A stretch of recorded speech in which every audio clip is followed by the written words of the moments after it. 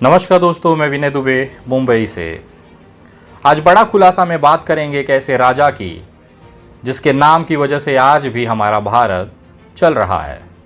एक ऐसे योद्धा की जिसका नाम लेने समय प्रधानमंत्री भी 100 बार सोचते हैं।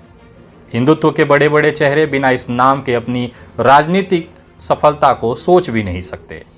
मैं बात कर रहा हूँ उस स्वर्णिम इतिहास के स्वर्णिम राजा की जिसे आप टीपू सुल्तान के नाम से जानते हैं। जी हाँ, ये वही टीपू सुल्तान हैं जिन्होंने अंग्रेज़ों की नींद हराम कर दी थी। केवल 15 साल की उम्र में पहली बार जंग के मैदान में उतरकर अंग्रेज़ों को मुंह की खिलाई थी और अपने जन्म के 270 साल बाद आज सन 2022 में भी ये अंग्रेज़ों के उन औलादों को फूटी आंख नहीं सुहाते जिनकी औलादों को अंग्रेज यहाँ छोड़ गए थे। व्हाट्सएप पर आपको सुबह एक मैसेज आता है कि फला राजा हिंदू विरोधी था, उन्होंने हिंदुओं को बर्बाद किया, इस्लाम फैलाने के लिए काफिरों का कत्ल किया, उनकी महिलाओं के साथ बलात्कार किया और उन्हें रखेल बना के रखा। शायद इस तरह के मैसेज को आप यकीन भी कर लेंगे क्योंकि आपको न इस तथ्यों को क्रॉस चेक करने का समय है न रुचि है। लेकिन ऐसी ही कुछ भ्रांतियाँ टीपू सुल्तान के लिए सन 1800 से फैलाई जा रही हैं। पहले जो व्हाट्सएप था वो किताबों के शक्ल में था और वो लगातार पद्धति आज तक चली आ रही है।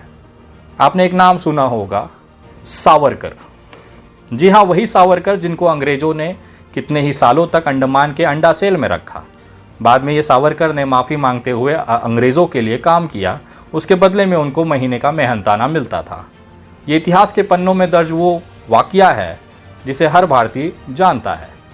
सावरकर एक ऐसे इतिहास के व्यक्ति हैं जिन्होंने टीपू सुल्तान के लिए हर वो लेख लिखा जहां पर उनको एक क्रूर शासक, एक हिंदू विरोधी दिखाया जा सके। उनकी एक किताब है साहा सोनेरी पाने।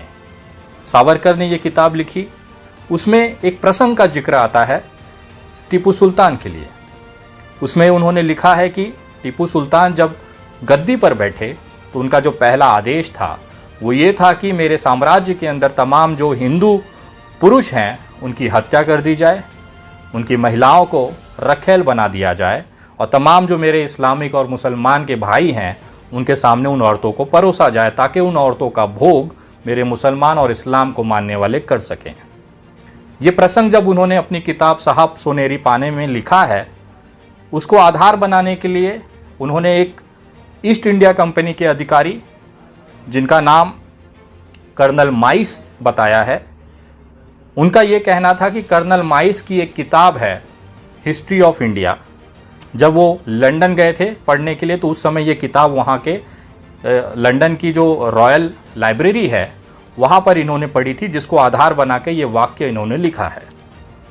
भारत के भी लोग बहुत चालाक हैं, बहुत साहित्यकार हैं जो टीपू सुल्तान के विषय में रिसर्च कर रहे थे। उन्होंने रॉयल लाइब्रेरी लंदन को मेल किया, क्या आपके लाइब्रेरी में हिस्ट्री ऑफ इंडिया जिसके लेखक कर्नल माइस हैं उसकी जानकारी और किताब की प्रति हमें चाहिए।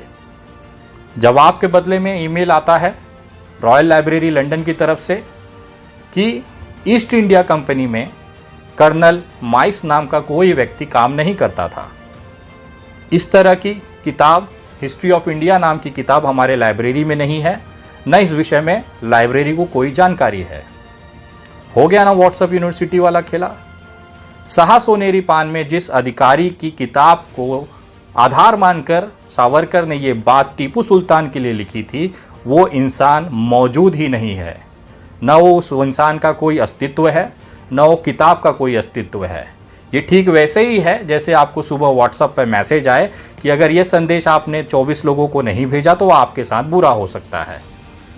इस तरह की व्हाट्सएप यूनिवर्सिटी 1800 सदी से अभी तक चली आ रही है।